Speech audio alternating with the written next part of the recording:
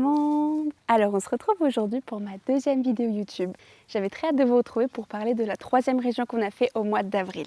J'appréhendais un peu de poster ma première vidéo il y a presque 2 semaines maintenant, mais en tout cas je voulais vous remercier d'avoir regardé la vidéo précédente. Si vous ne l'avez pas vue, je vous conseille de mettre pause pour aller la voir, pour mieux comprendre le contexte de cette deuxième vidéo. Les quelques retours que j'ai eus m'ont vraiment fait chaud au cœur, donc je voulais vous remercier pour ça. Là je me retrouve dans le même jardin que la dernière fois, sauf qu'il fait 34 degrés, donc je me suis préparé un petit matcha glacé pour essayer de survivre et en espérant que ma batterie ne surchauffe pas non plus. Ça t'intéresse? Non, non, c'est pas pour toi. Les loulous sont avec moi dans le jardin et ils ont leur petit coin d'eau là-bas pour se rafraîchir régulièrement. Pour vous remettre un peu de contexte, on a commencé au mois de janvier et de février avec la Moselle. Au mois de mars, nous étions autour du Mans, donc en Sarthe. Et maintenant, pour le troisième mois, on passe à la région de la Nouvelle-Aquitaine. On va plus précisément parler des Landes aujourd'hui. Pour nous, c'était une évidence de passer un mois là-bas. Alors même si les Landes sont un département, c'était sans aucun doute le coin préféré de mon chéri Florian. Il a de la famille là-bas et il y a passé la plupart de ses étés en tant qu'enfant. Donc on s'est dit que ça pouvait être sympa d'y passer un mois entier. Sachez une chose, son objectif pendant le mois d'avril était de me faire tomber amoureuse des Landes. Voilà.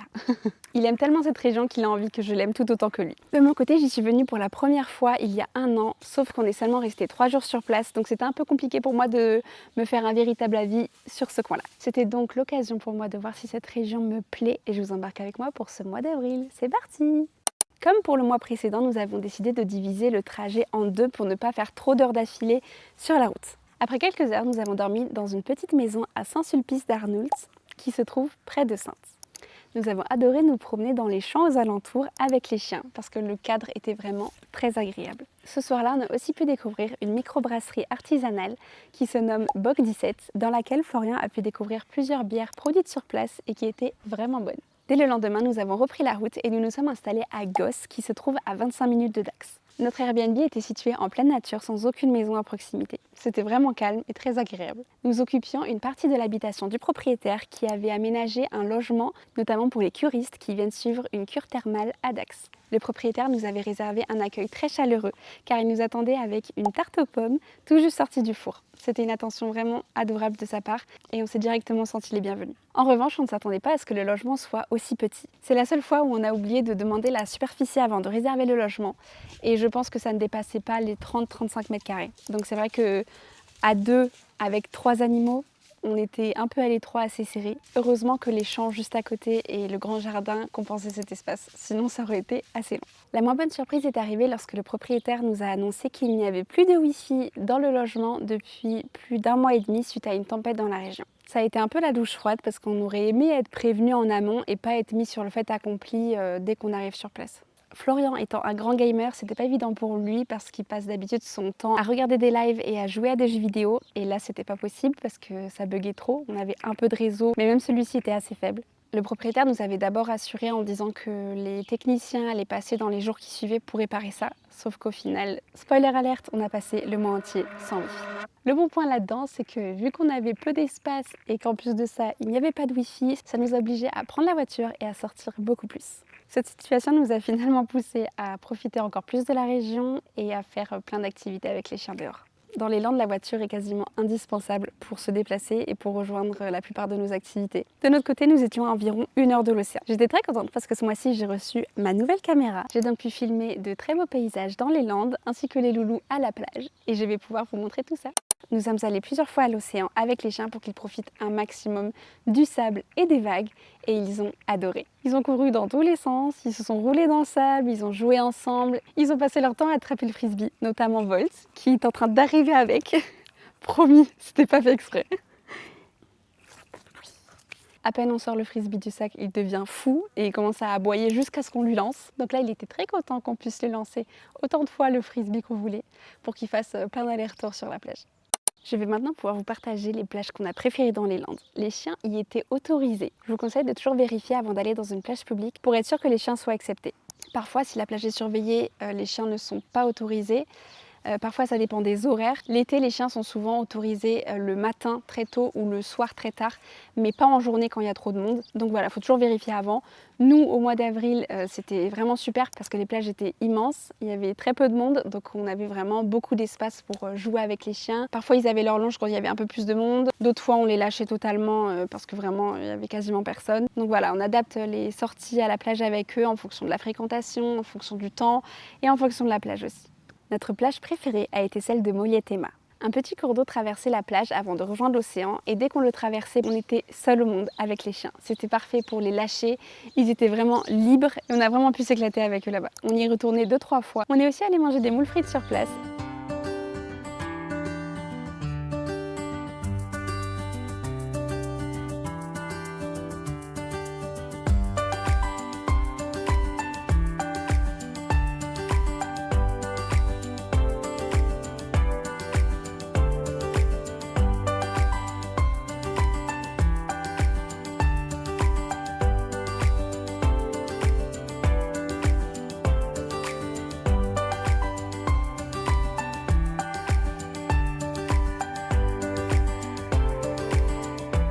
En tout cas, cette plage est vraiment très belle et je vous conseille d'y aller, que vous soyez en famille, avec des chiens ou que vous soyez tout seul. Elle est vraiment super, vous pouvez vous y baigner ou juste dorer sur la plage. Nous avons aussi beaucoup aimé la plage de Messanges. Nous avons marché plusieurs kilomètres le long de l'océan et c'était très agréable. Il y avait quelques promeneurs et des coureurs, mais sans jamais avoir l'impression que la plage était bondée. On a pu profiter, avoir de l'espace et c'était chouette. On a aussi découvert la plage de Vieux-Beaucoup-les-Bains. Alors c'est celle qu'on a probablement le moins aimée, mais c'est surtout lié à la météo. Ce jour-là, le ciel était très nuageux, le vent soufflait fort et il faisait assez froid. Donc ça a rendu la promenade un peu moins agréable. Heureusement, les loulous ont quand même pu profiter de la plage en jouant au frisbee pendant un bon moment. Et ça, c'était chouette pour eux, même s'il faisait moins beau. Concernant les Landes, nous avons découvert plusieurs villages qui nous ont beaucoup plu et qui correspondaient à ce que nous recherchons pour notre futur projet de vie. Le premier s'appelle Ajetmo. On s'y est facilement projeté parce qu'on y trouve tout le nécessaire pour notre quotidien. C'est-à-dire des écoles, des commerces, des infrastructures sportives, des parcs et aussi des restaurants. Le village est à taille humaine tout en restant dynamique, c'est ce qui nous a beaucoup plu et on s'y est très bien senti. À proximité, nous avons découvert les lacs d'Alco. On a vraiment adoré cet endroit. Il s'agit d'un vaste espace naturel aménagé autour d'un plan d'eau. Il y a des aires de jeu pour les enfants et même une tour d'observation qui offre une belle vue sur les alentours. On peut y pêcher ou s'y promener. C'est un lieu très agréable pour passer quelques heures en famille ou avec ses chiens. Il y avait des coins à l'ombre, des tables de pique-nique et l'atmosphère était vraiment douce et calme. Si vous ne connaissez pas encore, je vous conseille d'y faire un tour. On a aussi apprécié d'autres communes comme Aire-sur-l'Adour ou Grenade-sur-l'Adour. Si certains d'entre vous y vivent ou que vous connaissez bien cet endroit, je serais curieuse d'avoir votre avis et de savoir si vous les recommanderiez pour y vivre. On a profité de notre séjour pour découvrir le Pays Basque qui se trouve juste au sud des Landes. Nous avons commencé par Saint-Jean-de-Luz. Pour être totalement honnête, nous avons été un peu déçus. Alors la ville est très jolie, mais l'ambiance nous a semblé assez touristique et plutôt aisée. Ce qui nous a aussi frustrés, c'est que les chiens ne sont pas autorisés sur la grande plage, même hors saison. C'est assez dommage parce que ça nous limite un peu lorsqu'on voyage avec les chiens. Nous sommes ensuite partis découvrir Espelette qui a été un vrai coup de cœur. J'ai trouvé ce village authentique, plein de charme et très mignon. Toutes les maisons suivent le même style basque avec les façades blanches et rouges et je trouve que ça rend l'ensemble très uniforme et vraiment beau à voir. Comme son nom l'indique, Espelette est mondialement connu pour son piment. On le retrouve partout dans le village, suspendu sur les façades ou proposé sous toutes ses formes dans les boutiques. Et c'est aussi ici que la fête du piment est organisée chaque année en octobre. On vous recommande d'aller voir la boutique Lurétique. On y a été très bien accueillis et on a pu goûter quelques spécialités, comme une pâte à tartiner au chocolat et au piment, ou encore une confiture de piment. Les chiens étaient acceptés à l'intérieur, ce qui nous a permis d'y faire un tour et de faire quelques achats. Si ça vous intéresse, l'exploitation propose même des visites de production de mai à octobre. On y était un peu trop tôt, sinon on aurait adoré faire cette activité. Et comme souvent pendant ce projet de vadrouille, les plus belles rencontres sont souvent celles que l'on ne prévoit pas. On a rencontré par hasard 2 habitants d'Espelette et on a pu discuter avec eux pendant plus d'1 heure autour d'un verre. C'était un moment simple et très chaleureux. Les chiens ont même pu se rafraîchir dans une petite rivière dans le village. On est aussi allé à Bayonne pour la fête du jambon. Alors heureusement, on y était le premier jour, donc le jeudi et pas le week-end, parce qu'il y avait déjà beaucoup de monde. Avec les chiens, la circulation n'était pas toujours simple, surtout pour Volt qui est assez sensible aux foules. On a repris du jambon de Bayonne dans la même boutique que l'année dernière, parce qu'il était délicieux. Et pour le déjeuner, on s'est pris un sandwich au foie gras avec du jambon. Ça a commencé à se remplir de monde en fin de matinée, donc on n'est pas resté très longtemps. On a aussi découvert Osgore avec le cousin de Florian, avant de terminer la journée à l'étang blanc de Seignos pour que les chiens puissent s'y rafraîchir. Et bien sûr, on s'est arrêté chez Pantai Pantai, qui est une boutique de vêtements qui a aussi un bar à matcha. Donc on s'est tous les deux pris un matcha glacé à emporter parce qu'il faisait très chaud. Parlons de la maison, il y avait l'étang de la Glacière à Saint-Vincent-de-Paul. On a beaucoup apprécié ce parc, aussi bien pour les chiens que pour les familles. C'est bien entretenu, c'est calme et c'est très agréable. Dès qu'il faisait trop chaud et qu'on ne voulait pas faire trop de route, on venait ici avec les chiens pour qu'ils puissent s'y baigner.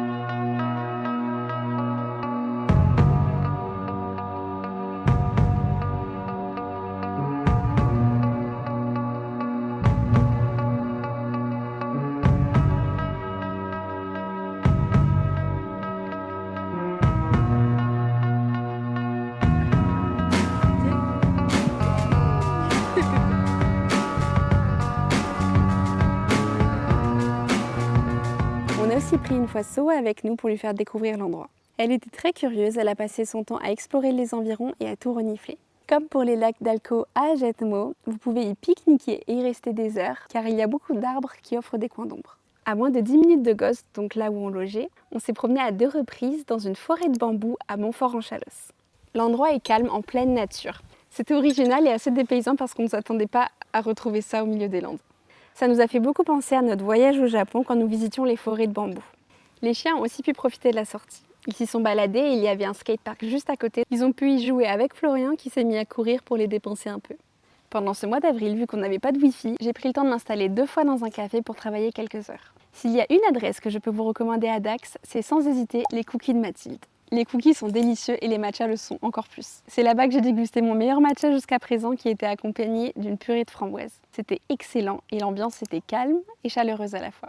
Allez, une petite bagarre pour votre plus grand plaisir. Et Bolt. Voilà, on a terminé pour aujourd'hui. Je vous ai vraiment montré les endroits qu'on a préférés dans les Landes. C'est vrai qu'on a beaucoup aimé les Landes, les chiens aussi, eux ils ont adoré passer autant de temps à l'océan et à la plage. On a pu rencontrer et discuter avec de belles personnes et on s'est créé de très beaux souvenirs là-bas en famille. Je ne saurais pas dire si Florian a rempli son objectif, mais il n'y était pas très loin parce que c'est vrai que je m'y suis bien sentie. Les Landes c'est vraiment un endroit à découvrir et qui est magnifique. Voilà, en tout cas, j'espère que la vidéo vous a plu. Ça m'a fait plaisir de partager tout ce mois d'avril avec vous dans les Landes. Si vous avez d'autres questions sur notre vadrouille en France, posez-les-moi en commentaire et j'y répondrai. En tout cas, merci beaucoup d'avoir regardé cette vidéo jusqu'à la fin. Mettez un pouce bleu et abonnez-vous à la chaîne si ça vous a plu. Et ben voici les 2 loulous qui vous disent au revoir. On se retrouve dans 2 semaines pour vous partager la région qu'on a faite au mois de mai. La seule chose que je peux vous dire, c'est qu'on est resté du côté ouest et qu'il y avait l'océan. Et je vous dis à bientôt, prenez soin de vous.